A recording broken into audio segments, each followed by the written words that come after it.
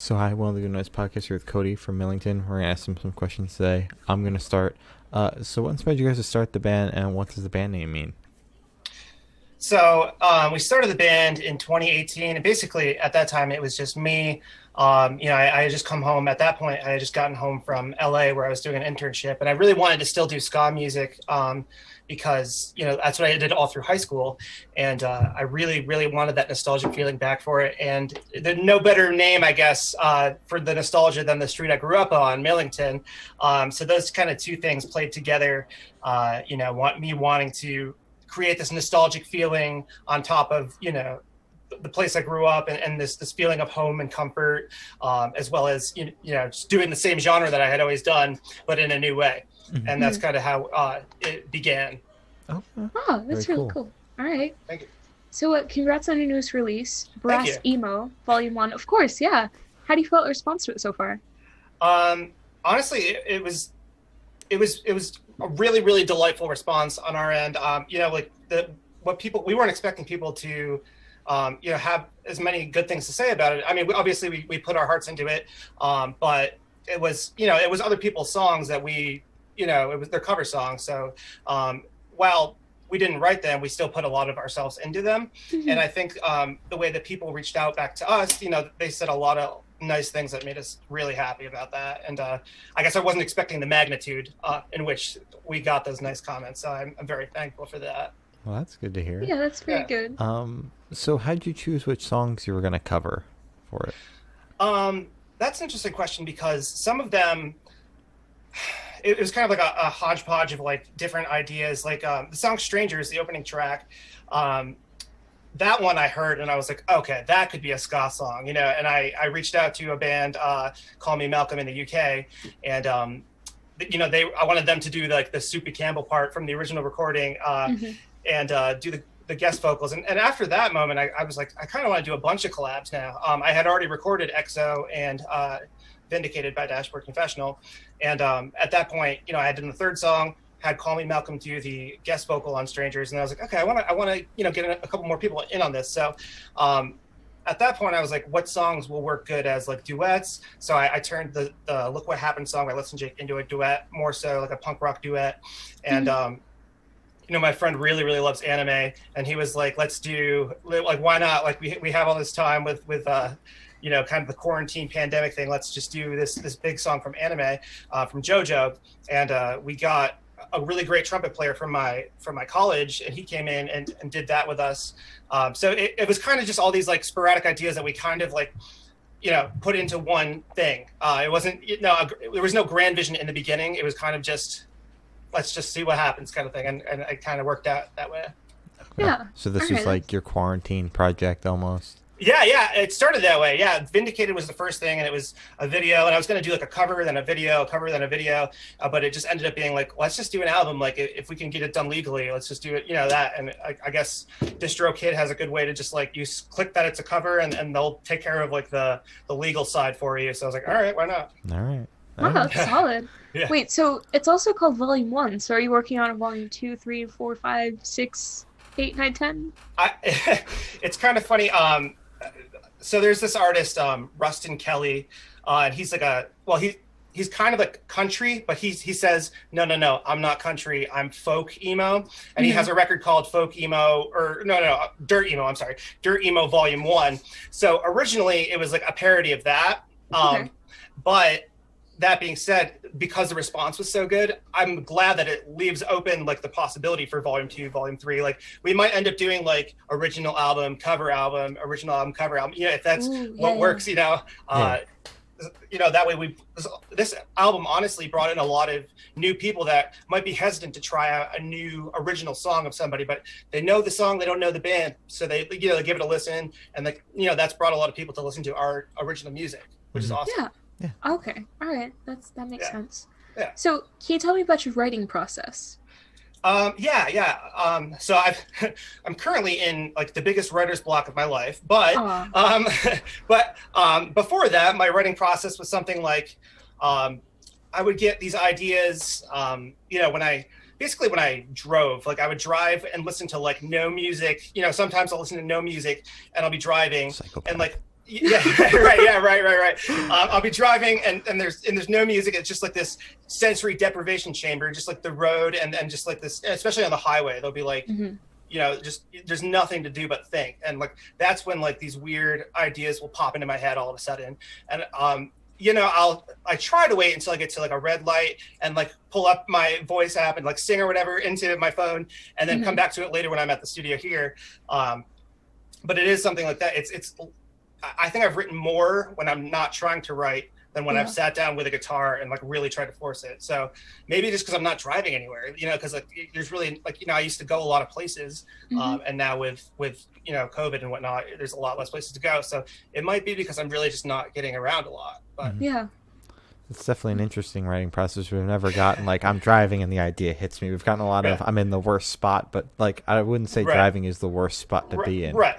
Yeah. Oh, well, I would say emotionally, I've been in a dark place and driving, while some of these ideas have come to me. So, it happens all different times. But I think, like I could be super bummed on something. Like, for example, like our song "Misery" is a pretty sad song lyrically, and I did write a lot of that. Like, I think just like driving home from work one day or something like that, and just like really feeling like the weight of the world.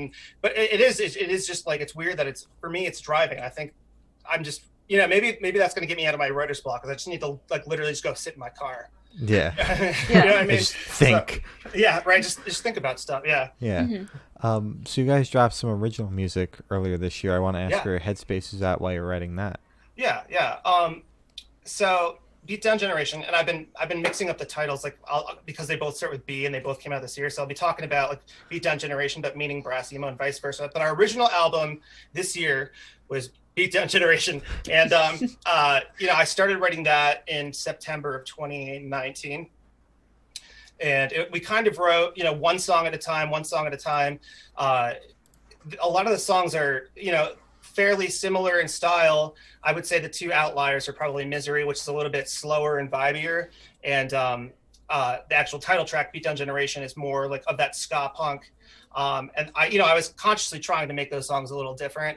I definitely wanted to like have two that were quite different. Our trombone player was like, let's try to we've been getting away from the ska punk sound, but we should, because of that, let's put all of it into one song if we're going to not do a lot of it.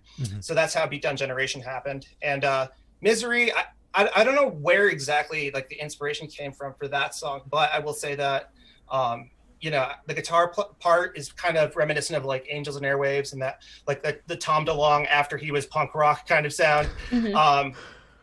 But yeah, I mean that's pretty much the vibe for it. The rest of it's kind of just like whatever happens when I pick up a guitar. It's kind of like my safety zone, the other songs. But definitely the two singles are kind of the ones that I like try to get away from doing what I normally do. Okay. Yeah. All right. Solid.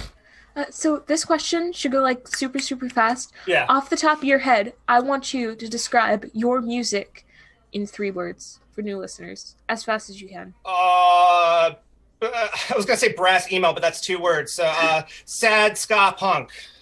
Sad ska punk. I love it. But if I had time to think of it, I might say something different. But that's the fast one. That's the fast version. Sad ska punk. Sad ska punk. So wonderful. You guys have released a couple of records this year, but I know you said you're in a massive writer's block, but is there anything on the horizon here, or we just holding out? Yeah. I mean, I guess I will say that we are currently, I haven't really announced this officially, but I'll say that we're currently working on a cover of Fun by the Beach Boys. Another cover just to kind of get the juices flowing while like if I hit a block writing wise, I'm like, all right, let's try a cover, because like that song already exists. Let's just tweak it. But I think that'll be cool. That'll be fun. We might do a video for that. I'm not sure, but I am like writing a little bit. We definitely want to do like an album in 2021 for sure. Like if we don't do an EP or an album in 2021, I'll be disappointed in myself, but I think we're going to try to make that happen as much as possible. Be it an EP or a full length, kind of depends on, I don't know, the vibe. We're an independent band, so there's not really any pressure from an outside source whether or not we do an EP or an album, but we're definitely going to do one of those. So. Okay. All right. Solid. Yeah. So where do you see the project in the next 5 years? 5 years. 5 years. It's a long time. Oh, yeah. I don't like, it's so tough to say because we really got that curveball with live shows and COVID. Mm-hmm. But I hope that it's the same, for people that are in the band now. Hopefully we might add one or two horn players. I hope that in the next, in 1 or 2 years time that we're performing with bands that are, larger than us on the road, if possible, if safe, like Real Big Fish, Less Than Jake, and then some more modern punk bands, and then, 3 to 4 years, I hope that we do like, our own kind of club tour that does pretty well, hopefully some international. And then, year 5, hopefully we're doing well enough to pay the bills and, and keep it really going on its own kind of thing. And, keeping people interested and whatnot. And that's my hope for the group. All right. Yeah. I like how you have it sectioned off into like years. Too. Most people are just like, right. Live shows if those come back in the next 5 years. That'd be cool. Right. Yeah. I guess to me, it's more like I've been around the block, so to say, with doing the band thing, and I just know that there's the grand vision, but there's got to be these stepping stones. Otherwise, it really just can't come to fruition. So yeah. All right. So for the last couple questions, we're actually gonna shift away from music and go straight to death row. Boom. So if you're on death row, what would your last meal be with a drink? Even bigger boom. I think easily Chipotle. Probably like a steak quesadilla from Chipotle, and then like for a drink. Oh, I don't. That's where that one's harder. Stumper. I don't know. I mean, I usually get Mr. Pibb or Pibb Extra when I go to Chipotle, so we'll keep it all in the same family there. Okay, right. solid. Yeah. So, if you could live in one fictional world for a week, where would you live? Oh my God. I've been watching a lot of anime, but those worlds are not typically safe. No. So, that's so tough. Throw me in the world of JoJo for now. That's my answer for the quick draw. I'll come up with something different later for the comments. Okay. You'll DM us and you'll be like, by the way, actually. This one. Right. I'll write it in the comments. All right. So I have the honor of asking the last question, and every single person we've spoken to have said it's the most important question. Okay. What is your favorite color? Blue. Any specific shade? Sky blue. There you go. That's a very good blue. So as I said, that is all the questions we have. Is there anything that you would like to plug? Well, I would definitely love to plug Brass Emo Volume 1, the record that came out. I guess it's technically 2 weeks ago, but it was basically a week ago. It was the Friday before last. Check that out if you like cover music. Like, we did My Chemical Romance, we did Less Than Jake, we did Trash Boat, Fall Out Boy songs.